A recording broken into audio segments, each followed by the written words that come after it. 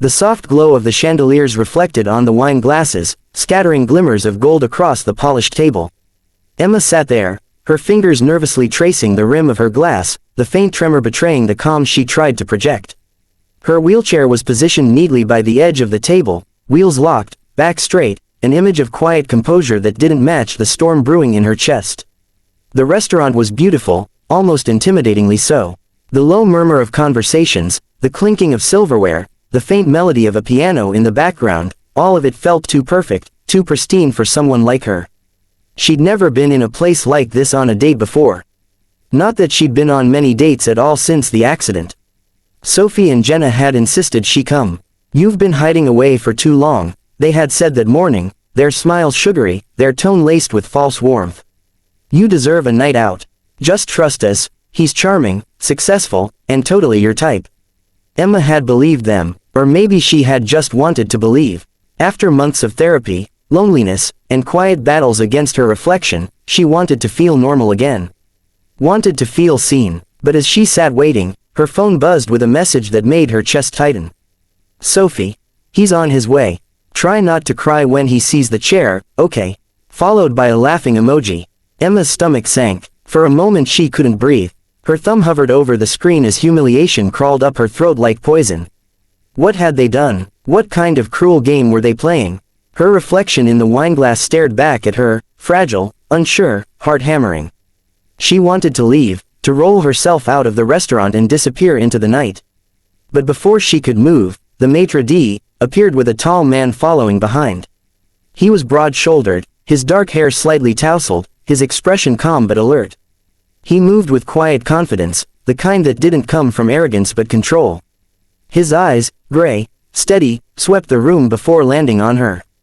"Good evening, Miss Emma," the maitre d' said.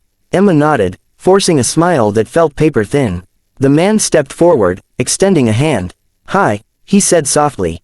"I'm Ethan. I hope I'm not too late." His voice wasn't what she expected. It wasn't laced with discomfort or pity. It was warm, gentle in a way that caught her off guard. She blinked, hesitating before shaking his hand. "And no, not at all. I just got here." He sat across from her, loosening his tie slightly, and smiled. "Good. I was afraid traffic would ruin my punctual streak." The waiter appeared with menus, giving her a chance to breathe. Ethan scanned the list quickly, then looked back at her. "Do you have any recommendations, or should I rely entirely on my poor instincts?" Her lips twitched into a small, nervous smile. "Depends," she murmured. "How bad are your instincts?" He laughed, an easy, genuine sound that filled the space between them like warmth. "Pretty terrible," he admitted. "I once ordered something called seafoam reduction. Still don't know what I ate." Emma found herself laughing softly. The sound surprised her. It had been so long since laughter had come without effort, without feeling forced. For the next few minutes, the conversation moved like a hesitant dance, small talk, gentle teasing, pauses filled with awkward smiles. But slowly, she began to feel herself ease into it. His questions weren't shallow. He asked what she liked to do, what she was passionate about, and when she told him she painted, his expression softened with genuine interest. "I envy that," he said, sipping his wine. "Creating something from nothing, that's real magic." "It's just color and patience," she said quietly, shrugging. "No," he said simply. "It's courage." The word lingered between them. Emma looked away, her eyes stinging. Courage. She hadn't felt courageous in years. And then, as if to remind her of reality, she heard it, a soft giggle from the far corner. Her head turned instinctively. Sophie and Jenna sat there, half hidden behind a potted plant, their phones angled just slightly toward her table. Their smirks made her blood run cold. She realized it all at once. This wasn't fate. It wasn't a sweet setup. It was entertainment. A cruel, humiliating prank at her expense. Her hands started to shake again. The sound of their whispered laughter was a blade twisting deeper. She tried to focus on Ethan's voice, but it blurred beneath the ringing in her ears. He noticed immediately. "Emma," he asked softly. "You okay?" She swallowed hard, nodding too quickly. "Why yeah, I'm fine." But her eyes darted to the corner again. Ethan followed her gaze. His calm expression darkened. He didn't need an explanation. He'd been in too many boardrooms, seen too many power games to miss what was happening. He stood up slowly, the chair sliding back against the floor. The sudden movement drew attention. Sophie froze mid-laugh as he walked toward their table. "Excuse me," Ethan said, his tone low but sharp. "Are you enjoying yourselves?" The two women stiffened. "We were just," Jenna began, her smile faltering. Laughing at her, he finished coldly. "Taking pictures." Sophie blinked, feigning innocence. "It was just a joke. Jokes don't make decent people small," he said. His voice wasn't raised, but it carried a quiet authority that silenced the entire corner of the restaurant. "You don't humiliate someone for your amusement. You don't use people like that." For a moment, no one breathed. He turned back to Emma, his expression softening. She sat frozen, tears brimming in her eyes. "Emma," he said quietly, stepping beside her, "do you want to stay or would you like to go?" Her voice trembled. "I'd like to go." He nodded once. "Then we'll go." He placed his hand gently over hers, not as pity, but as assurance, and guided her out of the restaurant. The room fell silent as they passed. No laughter now, just the soft hum of the piano returning to fill the emptiness they left behind. Outside, the night air was cool and still. The streetlights cast halos on the wet pavement. Ethan turned to her, his gaze calm, unwavering. "I'm sorry you had to go through that," he said softly. "But I'm glad I came." Emma blinked up at him, confused. "Why?" "Because I got to meet someone who didn't let broken people make her smaller," he said.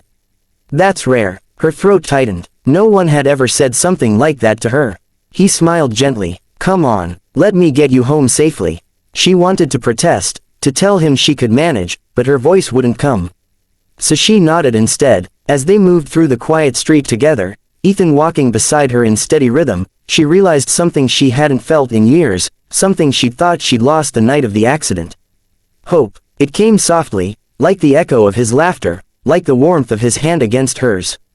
She didn't know what it meant or where it would go.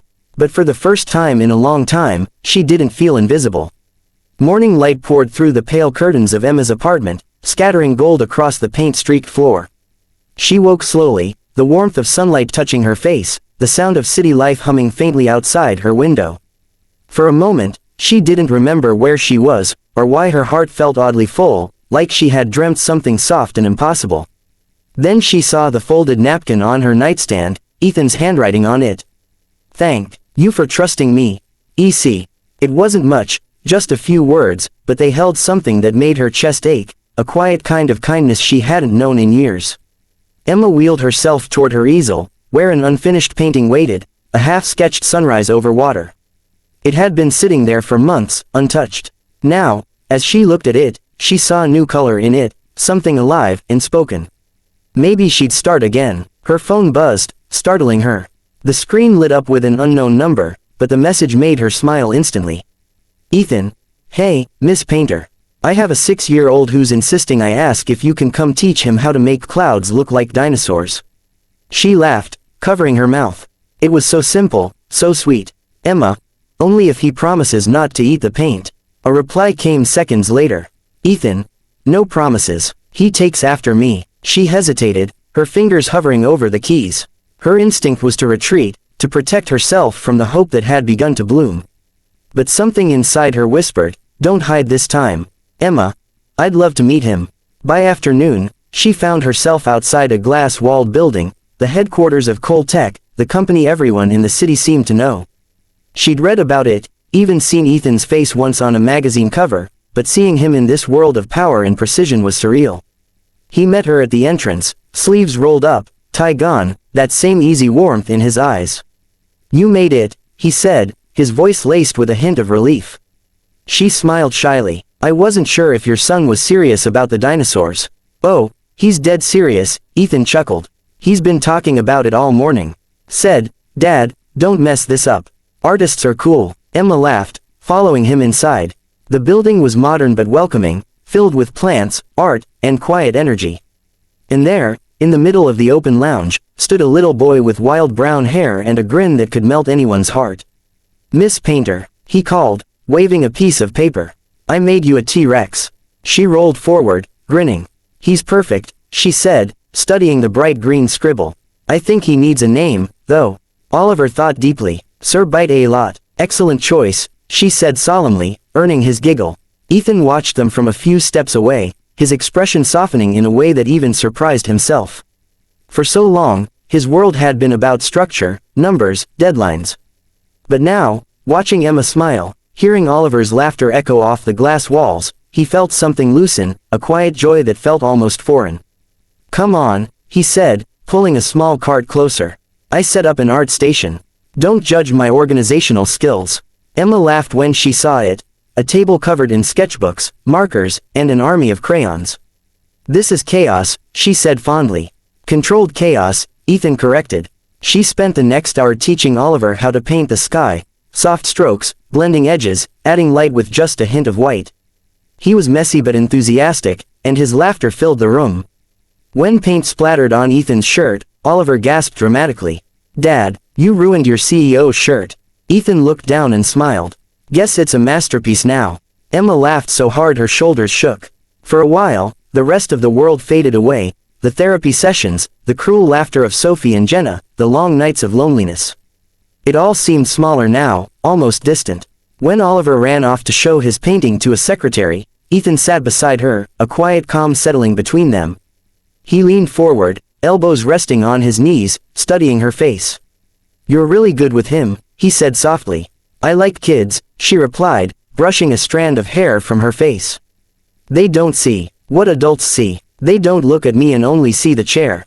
He nodded slowly, his expression unreadable. "You know, after last night, I couldn't stop thinking about how people can be so blind. They see only what they want to." Emma looked down, tracing a circle on the edge of her chair. "I got used to it. Easier than getting angry every time." "Maybe," he said gently. "But it's not right." She lifted her gaze to meet his. "You didn't have to defend me yesterday. You could have walked away." He smiled faintly. "I don't walk away from people who deserve better." For a moment, neither spoke. The air felt charged, quiet, full of something unspoken. She wanted to tell him how long it had been since anyone had looked at her that way, not as broken, not as fragile, but as whole. Then Oliver came running back, waving his latest creation, a dinosaur holding a giant red heart. "It's for you and Dad," he announced proudly. Emma blinked, touched beyond words. "For me?" Oliver nodded eagerly. "Yeah, because you make Dad smile like this." He scrunched his face into an exaggerated grin. "See," Ethan chuckled, a hint of pink rising to his cheeks. "He's observant," he murmured. She laughed softly, holding the drawing carefully.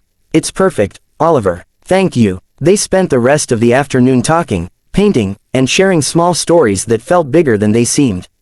Emma told him about the accident that took her mobility, not in sadness, but in strength. Ethan listened quietly, without pity, his eyes filled with admiration rather than sorrow. When it was time to leave, Ethan walked her to her car. The late afternoon sun turned the city golden, and for a long moment, they stood in silence. "I'm really glad you came," he said finally. "I am too," she said softly. "I didn't expect today to feel so normal." He smiled. "That's all I've wanted lately. Something real. Something that feels like it matters." She looked at him, and for the first time since her accident, she felt truly seen, not as someone to fix, not as someone to pity, but as someone who mattered. Ethan hesitated, then reached for her hand. His touch was steady, warm, grounding. "Emma," he said quietly, "if it's okay with you, I'd like to see you again. Maybe dinner next time, without the hidden cameras." Her eyes shimmered with emotion. "I'd like that," she whispered. He smiled, and something in that simple expression promised more than words could say. Promise of gentleness, of second chances, of something slowly, beautifully growing. As he stepped back and she wheeled herself toward her car, the city lights began to flicker awake. She looked down at the drawing in her lap, two smiling dinosaurs holding a heart, and felt her chest swell with something she hadn't dared to believe in for years. It wasn't just hope anymore. It was belonging.